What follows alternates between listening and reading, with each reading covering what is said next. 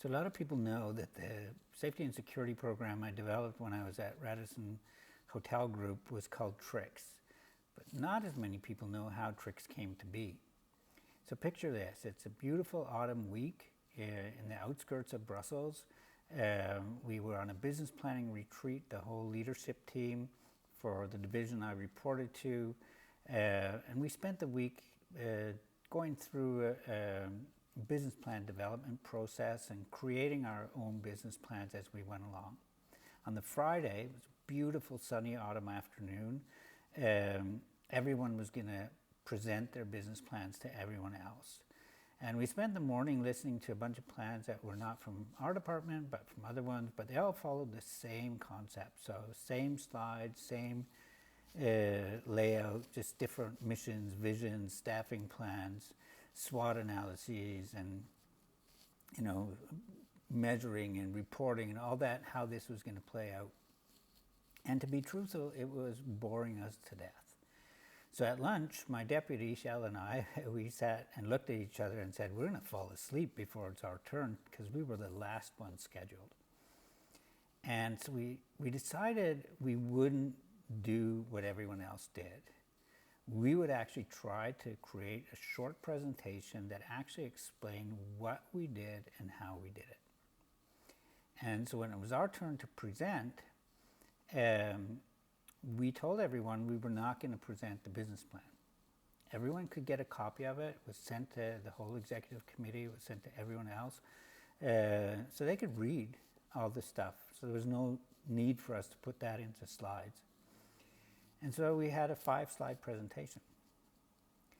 And we said, this is the formula that we will use to support our hotels so that they can become as safe, secure, and sellable as possible.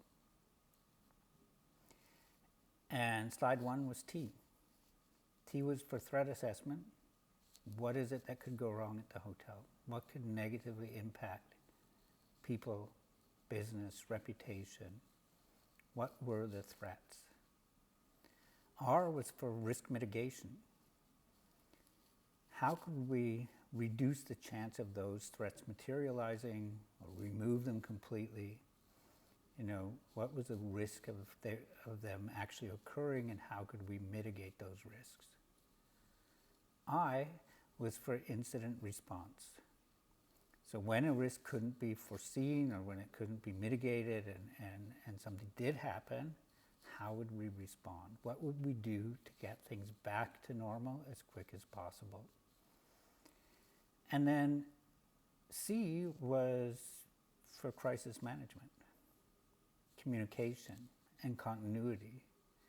So what would happen if an incident was so big that the hotel couldn't, or the company for that matter, couldn't manage it without some kind of extra support?